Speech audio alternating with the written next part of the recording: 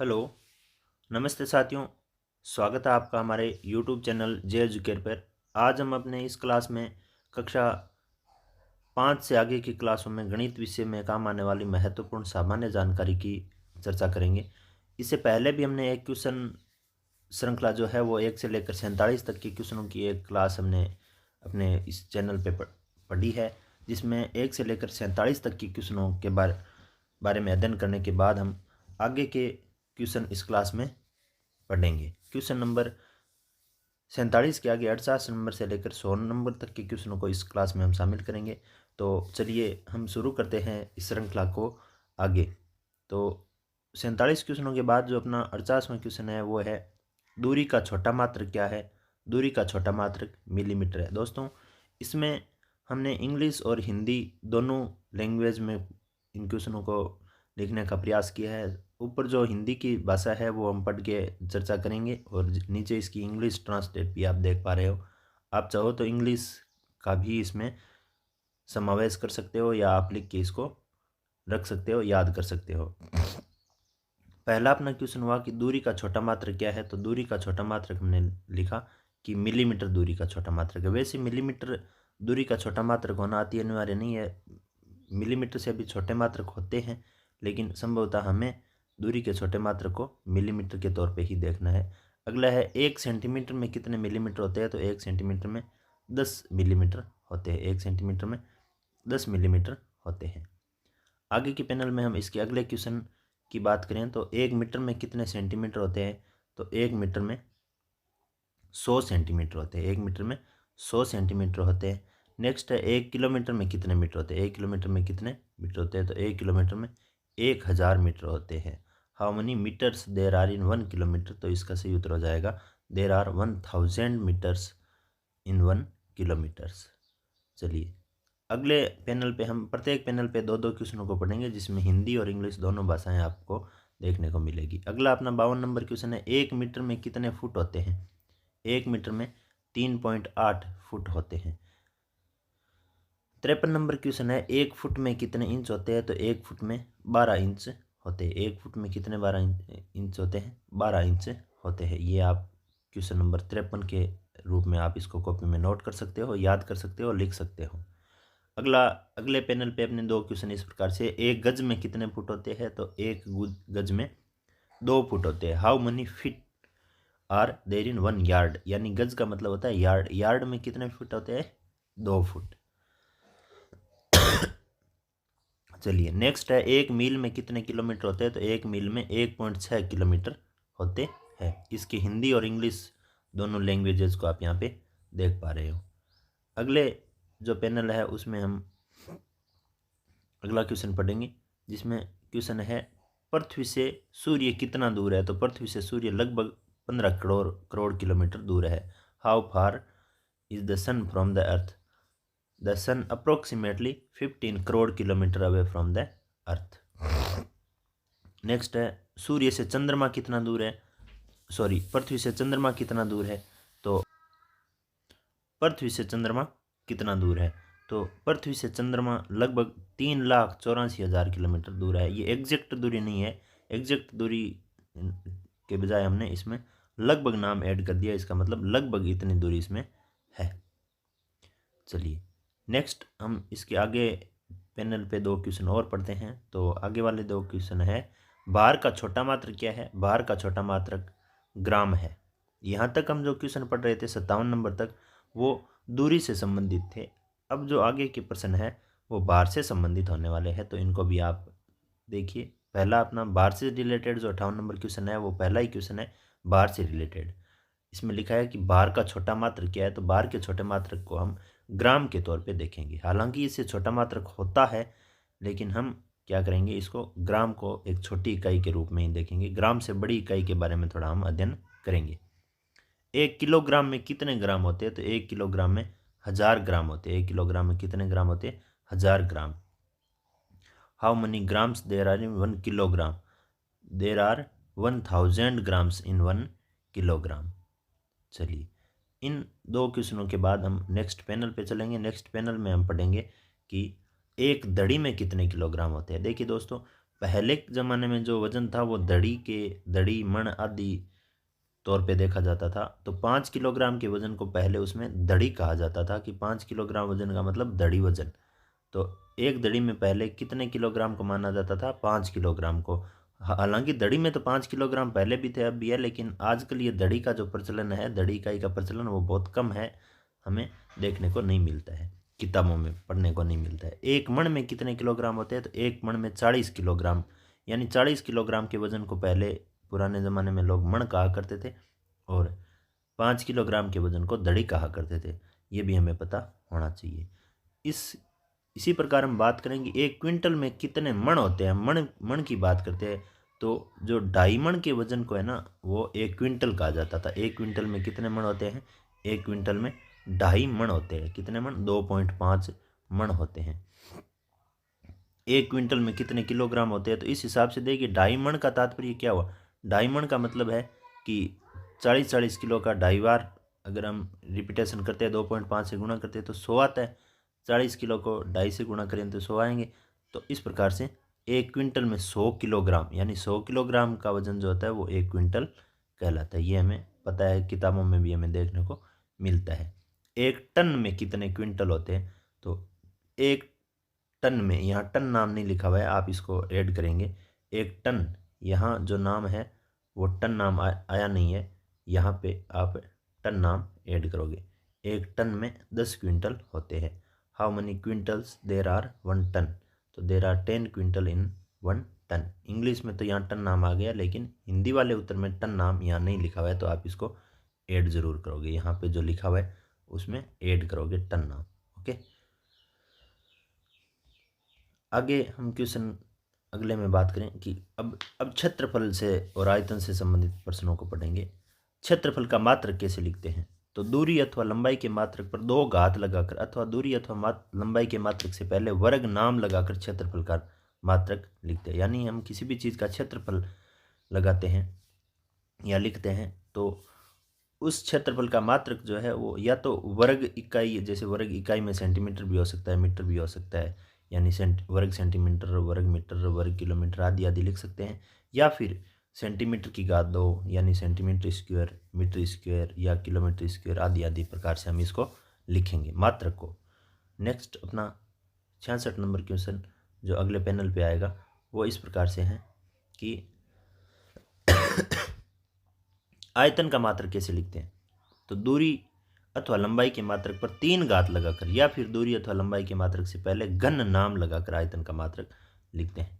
यानी आयतन का मात्रक अगर लिखना है तो या तो हम दूरी के या लंबाई के मात्रक के आगे ऊपर 3 घात लगा देंगे या उससे पहले घन नाम लगा देंगे, जैसे सेंटीमीटर क्यूब, मीटर क्यूब या किलोमीटर क्यूब, या फिर घन किलोमीटर, घन मीटर या घन सेंटीमीटर आदि आदि तौर से इसको हम प्रदर्शित कर सकते हैं। गणित में कितनी शाखाएं? गणित में 3 शाखाएं होती है, अंक गणित, बीज गणित और रेखा गणित।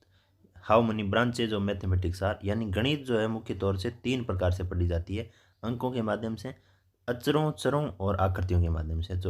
तो आगे भी हम पढ़ेंगे कि अंक गणित में अक्षर यानी जो सीधे अंक होते हैं उनका अध्ययन किया जाता है। बीज गणित में चर राशियाँ जैसे एक्स वाई जेड से दर्शाने वाली, वो भी आगे इस क्वेश्चनों में आ जाएंगे। और रेखा गणित में आकृतियाँ जैसे त्रिभुज, चतुर्भुज आदि आदि के बारे में हमें पढ़ते हैं। अगले क्वेश्चन में अगले पैनल पे चलते हैं और अगले पैनल में बात करते हैं कि गणित में कितने प्रकार की राशियाँ होती है? तो गणित में 2 प्रकार की राशियाँ होती है, अचर राशियाँ और चर राशियाँ। कैप में है अचर राशियाँ और ख में है चर राशियाँ। यहाँ आप देख पा रहे हो गणित में 2 प्रकार की राशियाँ होती है, अचर और चर। अब इन अचरों का अध्ययन के लिए कौन सी गणित है और चर के अध्ययन के लिए कौन सी गणित है वो हम आगे बात करेंगे। अचर राशि को कांस्टेंट कहते हैं और चर राशि को वेरिएबल्स क्वांटिटीज कहते हैं, ये आपको पता होना चाहिए। अंक गणित में किसका अध्ययन किया जाता है? तो जो अचर राशियाँ होती है ना, जो कांस्टेंट क्वांटिटीज होती है, उनका अध्ययन जो है वो अंक गणित में किया जाता है। अब सीधी सी बात है कि अचर राशियाँ कैसे दर्शाई जाती है वो भी अपना आगे क्वेश्चन आ जाएगा। ये जो क्लास है ये साधारणतः कक्षा 5 से आगे की क्लासों के लिए निश्चित तौर पे कारगर सिद्ध होने वाली है। तो आप अगर कक्षा 5 या कक्षा 5 से आगे की क्लासों में अध्ययन कर रहे हो तो निश्चित तौर पे इन क्वेश्चनों को आपको एक बार ज़रूर पढ़ना चाहिए, लिखना चाहिए और हमेशा के लिए याद रखना चाहिए, क्योंकि ये आधारभूत बातें हैं जो गणित पढ़ने से पहले हमें प्रत्येक छात्र को ये बातें पता होनी चाहिए, ताकि आगे की क्लासों में हम पढ़ें तो ये हमें ज़रूरी नहीं ये भी लिखा है, लेकिन इनसे संबंधित अगर बातें हैं वो आगे लेवल के हिसाब से बढ़ेगी और वो काम में आते हुए आगे की क्वेश्चनों को हम इसको हल कर पाएंगे। अंकों का अध्ययन गणित की किस शाखा के अंतर्गत किया जाता है? अभी अभी हमने चर्चा की थी कि चरों का अध्ययन, अचरों का अध्ययन किस शाखा में किया जाता है, तो अंकों का जो अध्ययन है वो गणित की अंक गणित शाखा के अंतर्गत किया जाता है। यानी अंक जो होते हैं वो अचर होते हैं। अंक कैसे होते हैं? अचर होते हैं। जो निश्चित अंक होते हैं ना अपने, वो। अब बीज गणित में किस राशियों का अध्ययन किया जाता है? तो बीज गणित में, सॉरी यहाँ पे भी एक मिस राइटिंग हुई है। यहाँ आपको बीज अंक गणित आ गया, यहाँ पे आपको लिखना है बीज गणित। यहाँ आप क्या लिखोगे? बीज गणित। देखो प्रश्न के हिसाब से जो उत्तर की लैंग्वेज है वो थोड़ी बदली हुई है, तो आप इसमें लिखोगे कि बीज गणित में चर राशियों का अध्ययन किया जाता है। यहाँ कुछ मिस प्रिंट हुई है, इसको आप सुधार करके लिखोगे। ऊपर वाले में अंक गणित में किसका अध्ययन किया जाता है? तो अंक गणित में अंकों का अध्ययन किस गणित के शाखा के अंतर्गत किया जाता है? तो अंकों का अध्ययन गणित के अंक गणित शाखा के अंतर्गत किया जाता है। ये सही था। अगला देखो 71 नंबर क्वेश्चन है कि बीज गणित में किस राशियों का अध्ययन किया जाता है? यहाँ अंक गणित था, यहाँ हमें लिखना है बीज गणित में चर राशियों का अध्ययन किया जाता है। बाकी अपना जो उत्तर है वो बाकी और तरीके से सही है। इस चीज़ को जरूर आप ध्यान में रखोगे।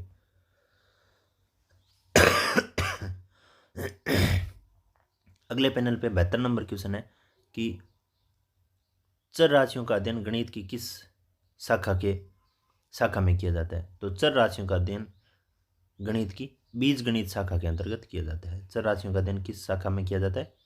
बीज गणित में। अंक गणित में किसका अध्ययन किया जाता है? रेखा गणित में किसका अध्ययन किया जाता है? तो रेखा गणित में ज्यामितीय आकृतियों का अध्ययन किया जाता है। इन क्वेश्चनों को हमने राशियों का किस शाखा में किया जाता है, अब शाखा में किसका अध्ययन किया जाता है उसके आधार पर भी हम आगे क्वेश्चनों को पढ़ेंगे। देखिए तो कैसे।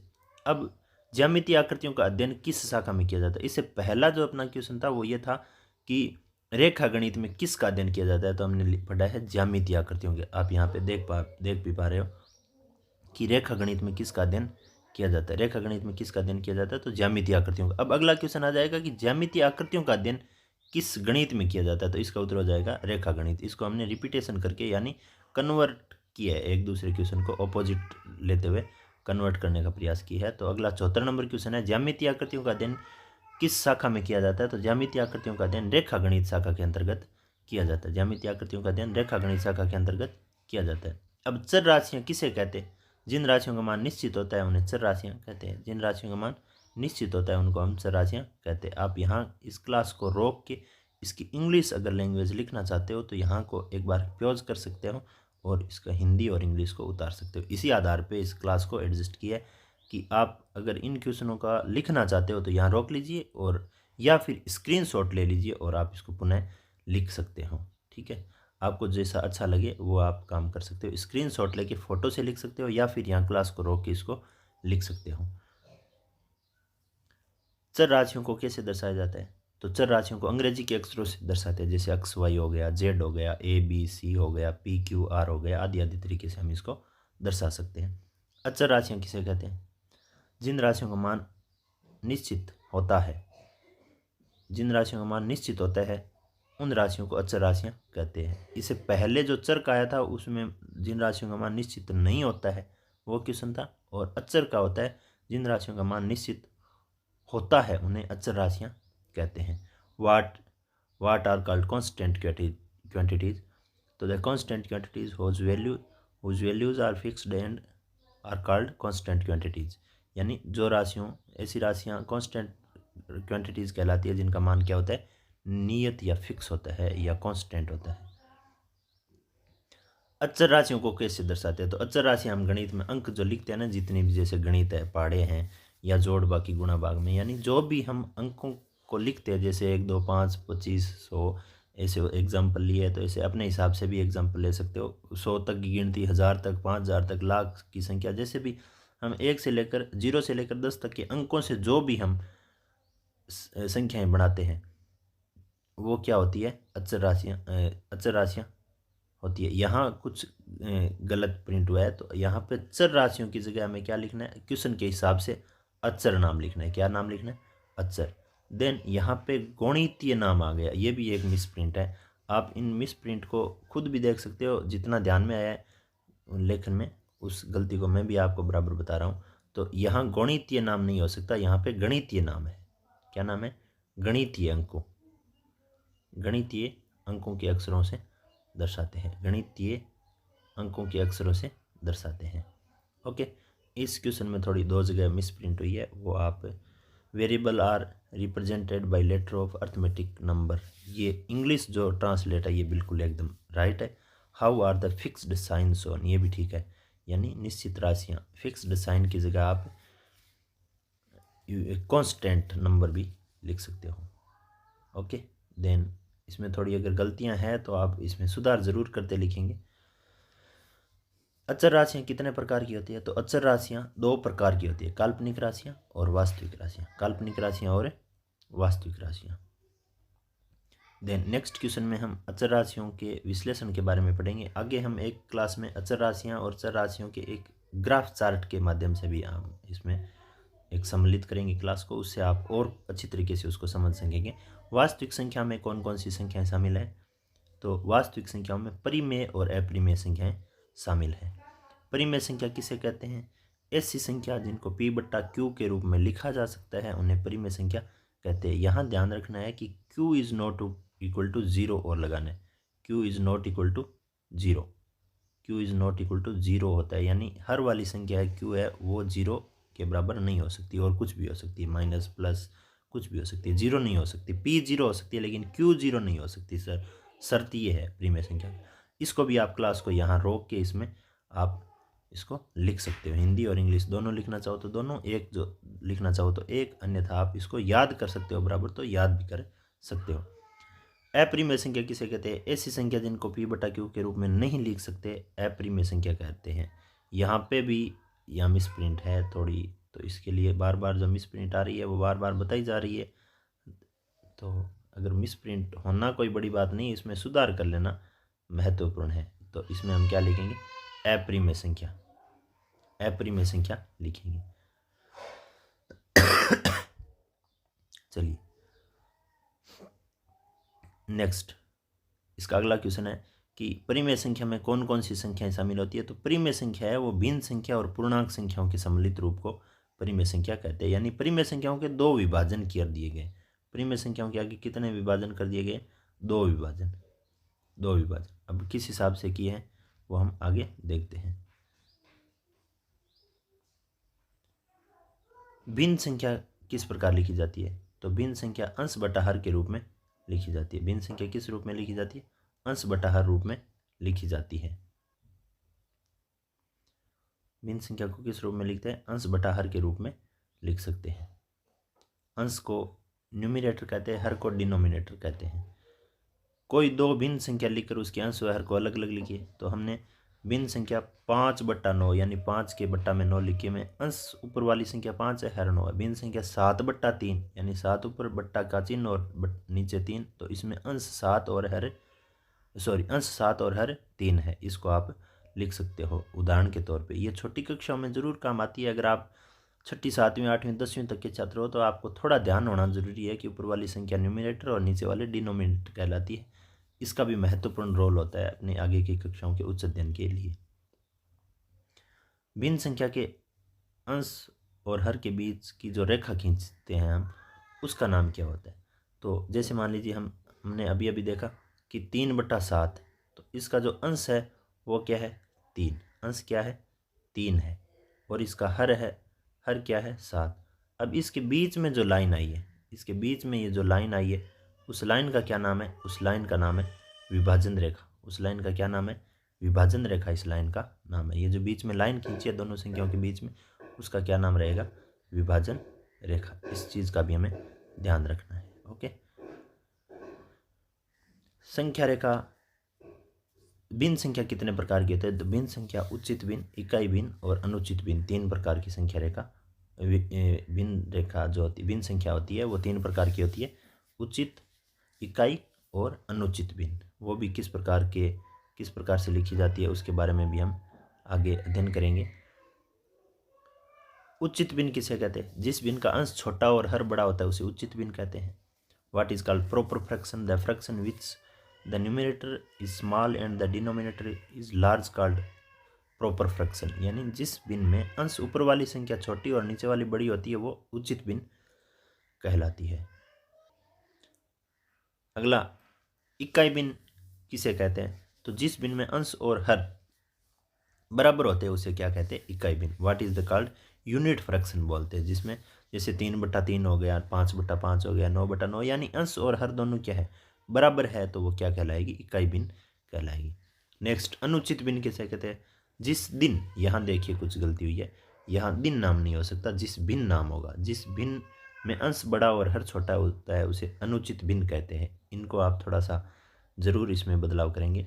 यहाँ द डे आ गया, ये भी गलत हो गया, इसका इंग्लिश जो ट्रांसलेट हुआ है वो भी गलत हो गया, द फ्रैक्शन आ जाएगा। The fraction when the numerator is bigger and the denominator is smaller called improper fraction. ये इसको भी आप थोड़ा सुधार करके लिखेंगे। बार बार जो गलतियां हैं उसमें आप ज़रूर सुधार करेंगे तो आप वो क्वेश्चन और अच्छी तरीके से याद में रहेगा। ऐसी बात नहीं है कि गलतियां क्यों हुई है, गलतियां जो हुई है वो टाइपिंग की मिस प्रिंट की वजह से हुई है। जो गलतियों में हम गलतियों को छोड़ नहीं रहे, गलतियों में सुधार करके लिखेंगे तो और अच्छा हमें इसमें समझने का मौका मिलेगा। संख्या रेखा किसे कहते हैं? एक सीधी रेखा जिस पर नियमित अंतराल से धनात्मक तथा ऋणात्मक संख्याएं लिखी गई हो संख्या रेखा कहलाती है। A straight, what is the called? Number line. A straight line on which positive and negative number are written at regular intervals is called number lines. Okay, आगे हम संख्या रेखा के बारे में भी अध्ययन कर रहे हैं। तो संख्या रेखा का मध्य बिंदु क्या होता है? संख्या रेखा का मध्य बिंदु 0 शून्य होता है। What is the mid point of the number line? The mid point of number line is 0।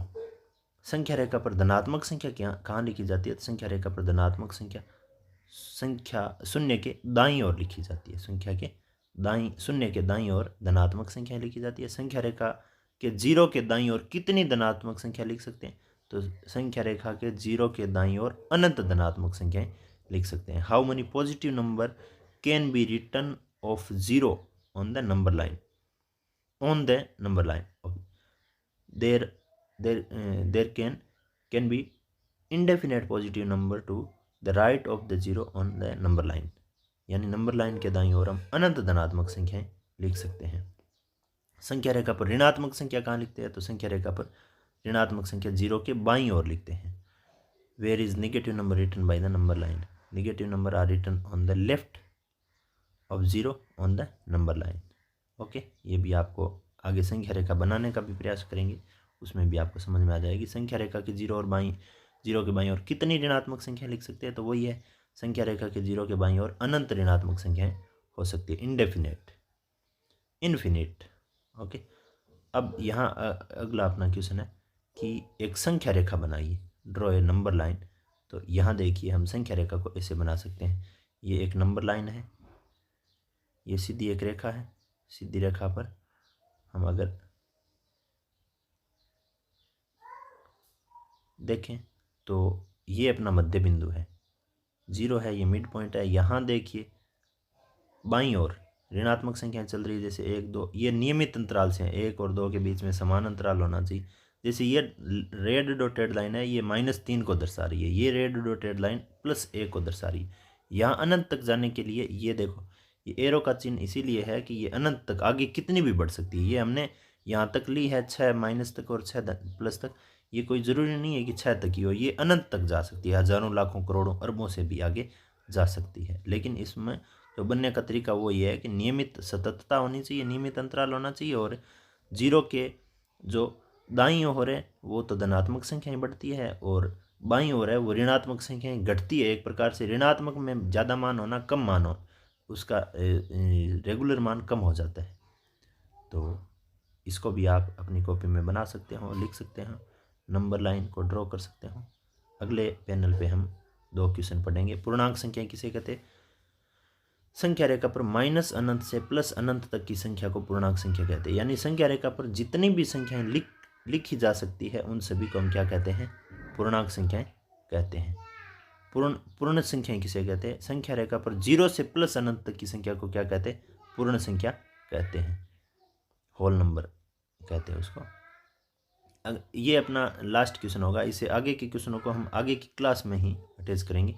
100 number question है, वो है प्राकृत संख्या किसे कहते हैं। संख्या रेखा पर 1 से प्लस अनंत तक की संख्या को प्राकृत संख्या कहते हैं। संख्या रेखा हमने अभी अभी बना के चेक भी की थी, यानी संख्या रेखा जो इस प्रकार से हमने बनाई थी, सीधी लाइन थी, इसका मध्य बिंदु 0 था।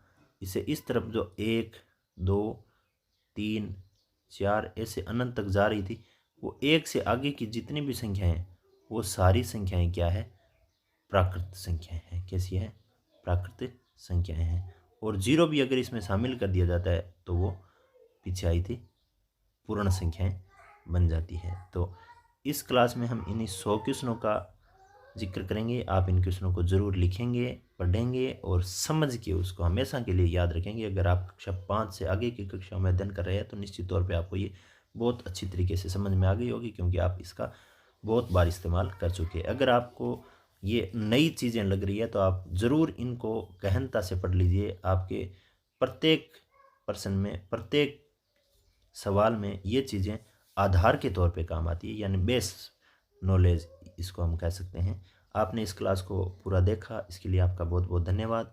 Thank you. आप अगर हमारे चैनल पे नए विजिट कर रहे हो तो हमारे चैनल को सब्सक्राइब कीजिए, लाइक कीजिए और आगे की क्लासों को लाने के मोटिवेशन के तौर पे आप कमेंट के तौर पे लिखिए कि कैसा आपको लगा ये नॉलेज। बहुत बहुत धन्यवाद आपका। Thanks for watching complete class. Thank you. And finally, if you really like this video, please help me to grow my channel as well. Just like and share this video to your friend and family and press bell icon after subscribe my channel. Thank you.